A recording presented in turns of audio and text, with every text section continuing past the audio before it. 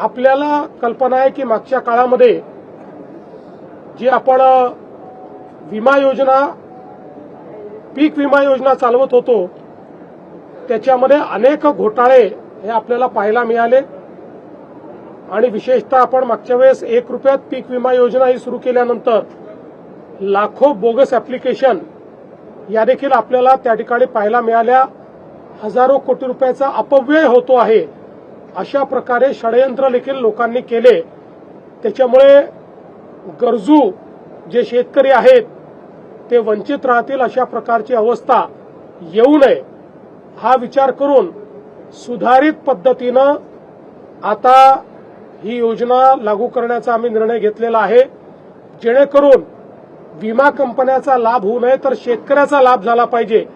अशा प्रकारे आता ही विमा योजना नव्याने तयार करण्यात आली आहे आणि त्यासोबत मोठ्या प्रमाणात शेतीच्या क्षेत्रात गुंतवणूक करणं, शेतकऱ्यांना त्या ठिकाणी वेगवेगळ्या प्रकारे म्हणजे ज्याला आपण ड्रिप म्हणू शकतो, मल्चिंग पेपर म्हणू शकतो, ज्याला आपण बीबीएफ म्हणू शकतो, ट्रॅक्टर म्हणू शकतो, अशा वेगवेगळ्या गोष्टी ज्या आवश्यक आहेत त्याच्यात गुंतवणूक वाढवायची याकरता देखील एक स्वतंत्र योजना आज मंत्रिमंडळाने या ठिकाणी पारित केलेली आहे.